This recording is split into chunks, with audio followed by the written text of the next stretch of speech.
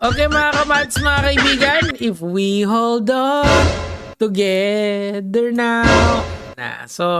Si Maine Mendoza po ngayon kasi ay asawa ni Congressman Arjo Atayde ng Quezon City. Okay, so apparently siya po ay napangalanan among others. Of course, kasama dyan si House Speaker Romualdez. Ay, sorry, mali. Ito pala yun. And of course, the very famous now Saldico. Now, siguro next content i-explain natin yan. Pero focus lang muna tayo dito sa mga big names na pinangalanan nitong mga diskaya. Okay. So before that, gusto ko lang sanang sabihin sa inyo na number one, kung sino yung nag-aakusa, dapat siya yung magpapatunay. Okay? Hindi baliktad yung dito kasi sa internet, kunyari, inakusahan ka na ganito.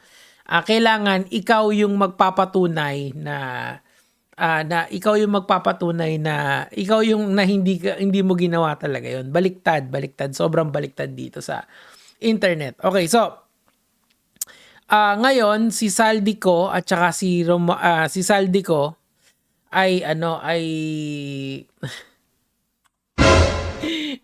hindi po mahanap, missing. Saldico, where are you? Nasa Amerika daw nagpapagamot. And nung opening pa lang ng 20th Congress, wala na siya. So, hindi natin alam kung nasan siya. And allegedly, yung mga sports car niya daw, wala na.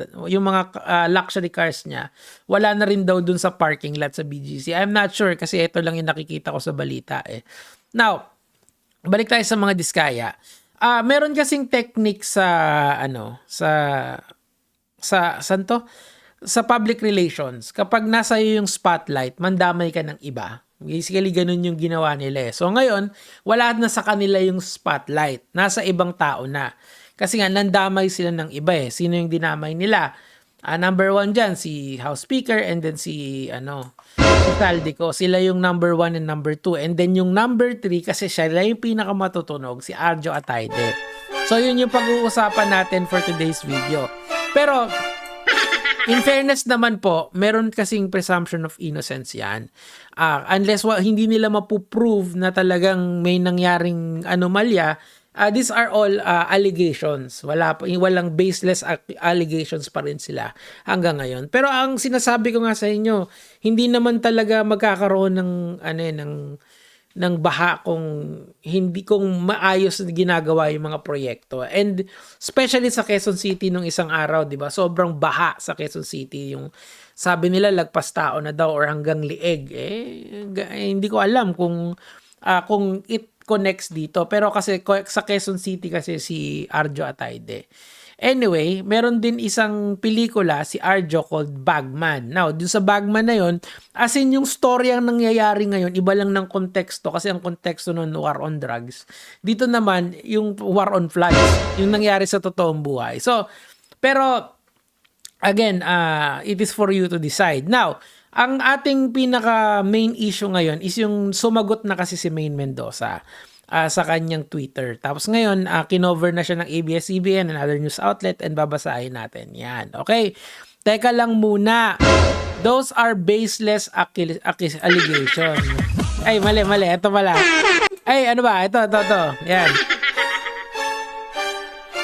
Okay, baseless allegations ba yun? Well, personal knowledge kasi yan nila ng mag-asawang diskaya. I do think that they are in the position to name names. Actually, dapat nga ang ini-imagine ko mas mahaba pa yung listahan kasi mga kaalyado to ni BBM or kaalyado ni House Speaker kasi mukhang nagkakaroon ng friction between Malacanang and Congress. Kasi nga, di ba, naglabas ng statement si Lucas Bersamin na sabi niya ganun, clean your house, pertaining to the House of Representatives. But that's neither here nor there.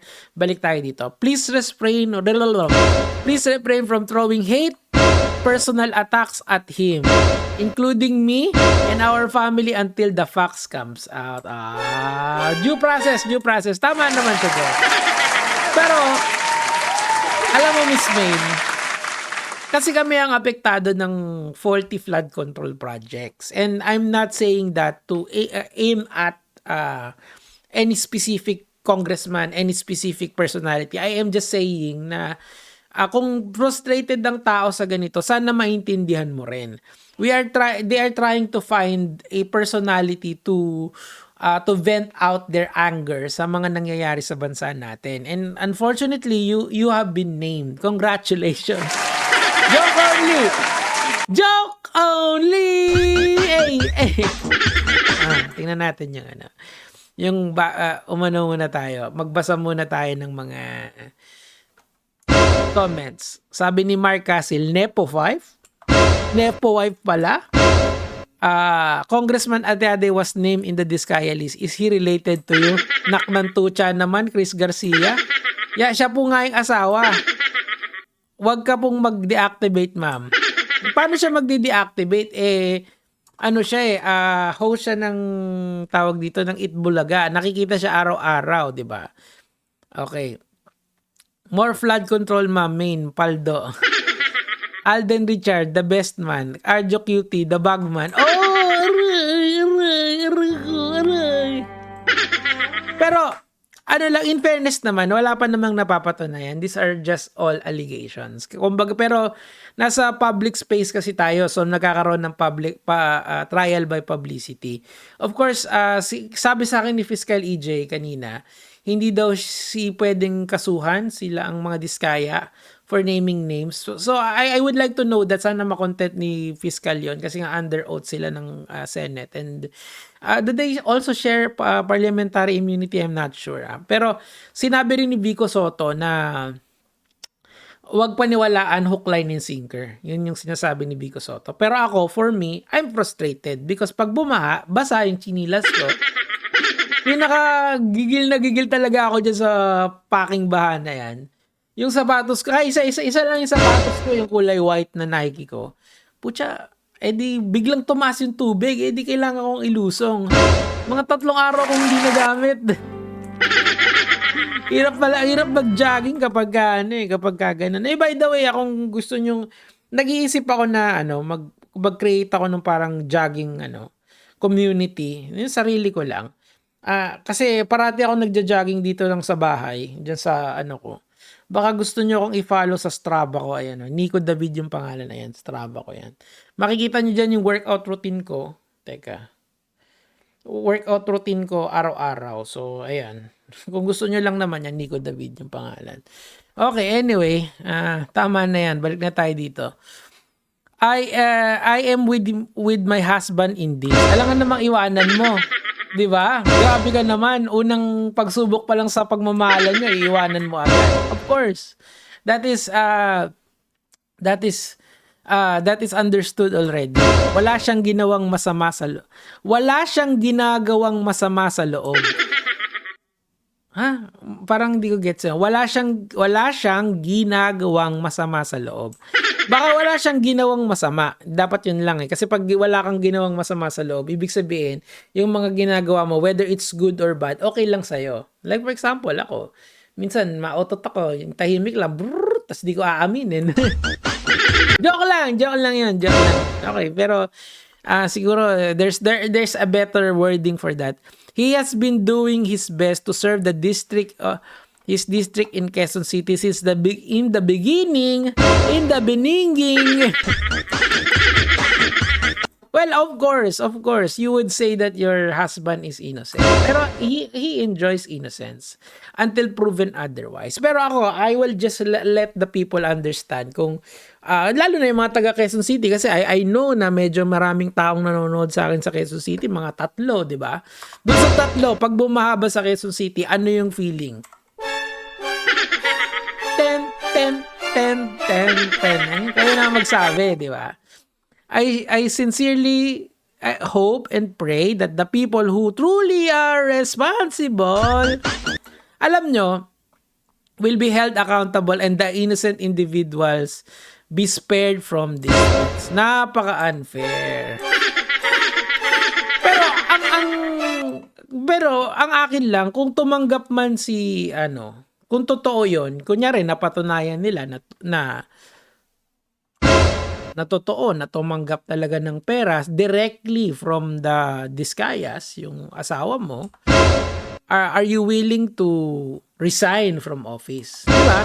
Kasi hindi lang naman sila, naiintindihan ko pa kung medyo parang yung mga kapwa niya artista na tumatanggap ng pera kapag ka-election, 'di ba? Pag election kasi hina-hire yung mga kagaya niya. Not saying si Maine Mendoza, I'm saying in showbiz in general na magbibigay ng pera tapos that's it, 'di ba? Pero ang gusto ko lang malaman, would your husband resign if proven na talagang nag-abot ng kahit magkano, kahit pisong duling, as in yung duling talaga na, na naka-cross eye yung si Jose Rizal, kasi yung piso si Jose Rizal yung nandun eh. Would he resign from office if yun nga yung, kung talagang napatunayan na tumanggap siya miski magkano dun sa mga SOP na yan? Kasi I believe na talagang malawak yung corruption eh. And let me just remind everyone that this is just one contractor out of the 15. And dun sa top 15 na yon, meron pang ibang mga kontratista pa. So hindi lang yung top 15 na yon ang merong contractor. Meaning to say, there are hundreds of them and hundreds of them are following the same pattern with the Discayas. Ibig sabihin, ang corruption dito is systematic if not syndicated, di ba? It's so sad to see kung na ganito pala kalalim yung corruption eh. Maintindihan ko pa kung isa lang eh, kaso hindi eh. It's widespread. Anyway, Miss Maine Mendoza, good luck po dyan. I will still hold on together now hanggang sa makita natin yung totoo. Hopefully magsalita si Congressman Arjo. Yun lang naman po yung sa akin for today. Gege mga lods.